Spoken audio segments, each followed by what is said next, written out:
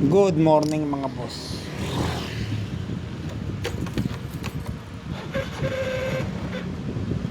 Good morning. Holy Wednesday, no? So separate sa atin pagpasok sa ating work.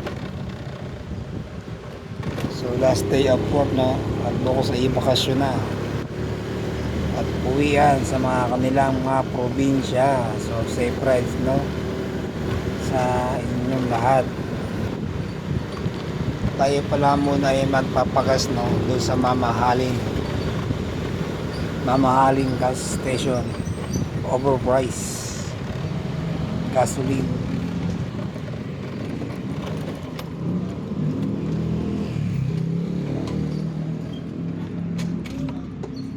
$100. Okay, 100 lang yung ginas natin, no? At wala pa tayong pera. Pero 2 araw na yung itatagal niyan mga boss. Siya nga pala, no? Sa mga Suzuki Smash, napansin nyo ba yun? Pag sa starter umiiyak yung ating ignition ba yun? O sa starter, no? Ipapacheck pala natin yan kung bakit siya umiiyak pag nag-kickstart. Pero gumagana naman yung kickstarter nito mga boss na. Tataka lang ako, bigla na lang lumitaw yung umiiyak siya pag pipindot yung push button ng starter. Bakit nga pala nilagyan ng hams dito, no? Okay lang sana kung may hams. Basta't may street light, napakadilim ng kalsada. Puro hams na nga, puro lubak pa. Sana ayusin na muna yung lubak ng kalsada daw bago maglagay ng sangkatutak na hams. Napansin nyo rin ba yun mga boss? Sa inyong mga sasakyan o single na motor, mahal na nga yung gasoline, mahal pa yung spare parts ng sasakyan at motorcycle. Yan kasi mga lubak sa kalsada, no? Ang lakas makasira ng piyesa ng sasakyan. Tapos mahal pa yung labor, no? At yung mga bilihin. Okay lang sana kung maraming hams. Basta maganda lang yung kalsada. Nagbabayad naman tayo ng tax.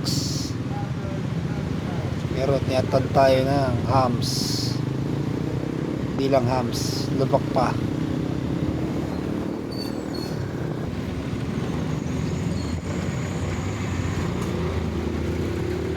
Pero marami talagang jeepney driver na hindi na biyahe ngayon, no?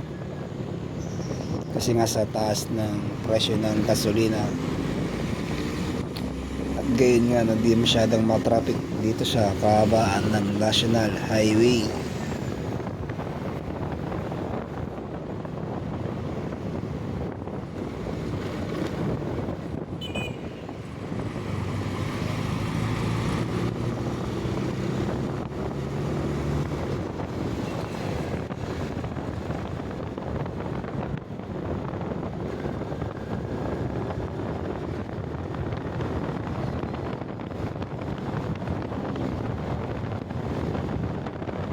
Ngayon masarap mag-rides na mga boss kahit malayo at walang masyadong sasakyan sa National Highway.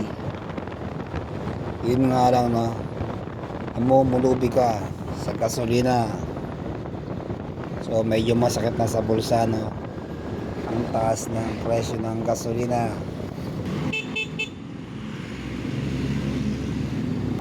Okay, malapit na tayo sa ating trabaho, no? Hanggang dito lang po ating videos. Thank you for watching. Boss Matic Moto.